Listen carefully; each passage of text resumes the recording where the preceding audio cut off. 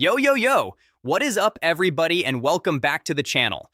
I am your boy Ricardo, and oh man, do we have a story for you today, because the NBA playoffs are delivering drama on and off the court, and today we are talking about one of the most talked about moments from last night's games. Victor Wembanyama, the most hyped young player in the entire league, walked right past the media after Game 5 without saying a single word. No interviews, no press conference, nothing. Just walked straight out of that arena and disappeared into the night. And the NBA world is going absolutely crazy over it right now. So if you are new here, welcome to the family. Hit that subscribe button and tap that notification bell because we drop NBA content every single day. And trust me, you do not want to miss what we are about to break down today. Let's get into it. Okay, so let me set the scene for everybody, because context is everything here. The San Antonio Spurs just lost Game 5 to the Oklahoma City Thunder. The series is now 3-2 in favor of Oklahoma City. The Spurs are one loss away from being eliminated from the playoffs completely. The pressure is at an all-time high. And Victor Wembanyama, the young superstar that the entire franchise is built around, had himself a rough night on the court. Now, after the game, every single NBA player is required by the league to speak to the media. It is in the rules. It is in the contract. Every player knows this. There are no exceptions. You win, you talk. You lose, you talk. You have a great game, you talk. You have a terrible game. Guess what? You still talk. But last night, Wembanyama just walked right out of that building, did not stop for a single reporter, did not answer a single question, just left. And now the NBA is almost certainly going to hit him with a fine for skipping that required media availability. Now look, I completely understand the emotions after a tough playoff loss. Nobody wants to sit in front of cameras and microphones after getting eliminated or pushed to the brink of elimination. That feeling is real and it is valid. But in the NBA, you do not get to just walk out. That is not how it works at this level. And Wembanyama, of all people, should know better. But here is the thing. Let us talk about why Wembanyama was in his feelings after that game, because, honestly, the performance he put up last night was not what anybody expected from him. Victor Wembanyama scored 20 points last night. Now, on paper, 20 points sounds okay, right? Sounds decent. But when you look at how he got those 20 points, that is where the real story is. The man shot 4 of 15 from the field. 4 of 15.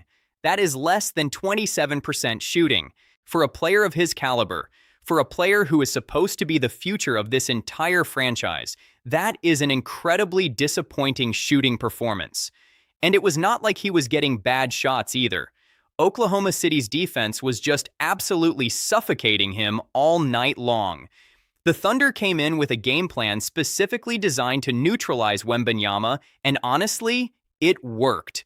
They took away his spots, they doubled him early, they made him uncomfortable, and forced him into tough shots all night long. Oklahoma City's defense right now is no joke, people. They are long, they are athletic, they are well coached, and they are playing with incredible intensity in these playoffs.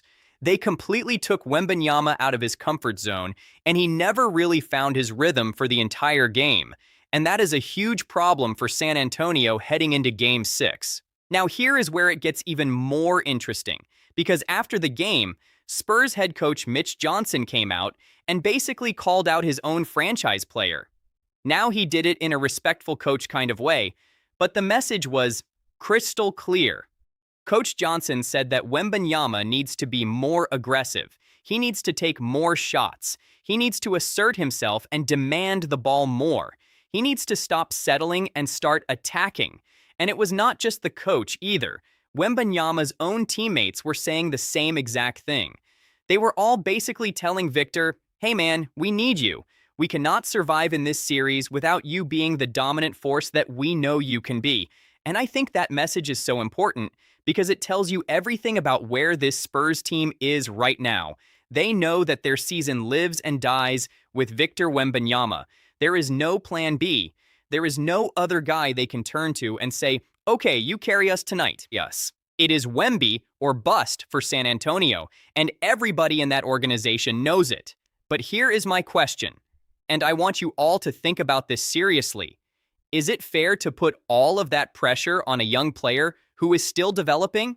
Because let us not forget, Wembanyama is still incredibly young. He is still learning what it takes to dominate at this level in high-pressure playoff situations. The Thunder are not exactly an easy team to figure out. So yeah, he had a bad game. But does that mean we write him off? Absolutely not.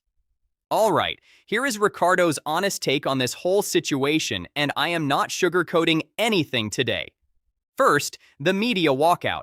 Look, I get it emotionally. I understand it as a human being. When you are frustrated and embarrassed and your team is on the brink of elimination, the last thing you want to do is sit in front of cameras and answer questions.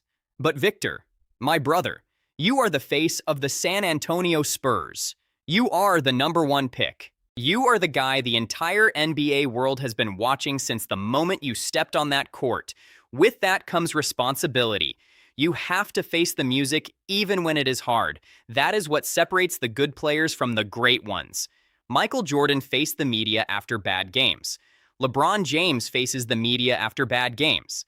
Kobe Bryant faced the media after bad games. Every single legend this league has ever produced showed up and spoke even when they did not want to. That is part of being a professional at the highest level, and Wembanyama needs to learn that lesson quickly. Now, about the performance itself. 4 for 15 is not good enough. Period. End of story. In the regular season, okay, you shake it off, move on, next game. But in the playoffs, with your season on the line, when your team needs you, that is not acceptable for a player of his talent level. Oklahoma City figured him out, and he had no answer for it. And that is something he needs to fix before Game 6. But here is the other side of that coin, and this is important. Wembanyama is special. Like genuinely once in a generation special. Bad games happen to every player. Even the greatest players in NBA history had terrible playoff performances. What matters is how you respond. And Game 6 is the perfect opportunity for Wembanyama to come back, prove everybody wrong, and remind the entire basketball world exactly why he is the most exciting young player on the planet. The Spurs need him to be dominant in Game 6. Not good, not decent, dominant. They need him attacking the basket from the very first possession. They need him demanding the ball in the post. They need him using that incredible length to get to the free throw line over and over again. They need the real Victor Wembanyama to show up and take over that game from start to finish. And that is a wrap for today's video, everybody. Wembanyama skipping the media, going 4 for 15, Spurs down 3-2. The drama is real, and Game 6 is going to be absolutely must-watch television. Drop your thoughts in the comments right now. Do you think Wembanyama bounces back in Game 6? Do the Spurs survive, or does Oklahoma City close it out? I want to hear from all of you. If you enjoyed this video, smash that like button, hit subscribe, and turn on notifications. We drop NBA content every single day, and Ricardo is always here to break it all down for you. Until next time, I am Ricardo. Stay blessed, stay hooped up, and I will see you in the next one. Peace.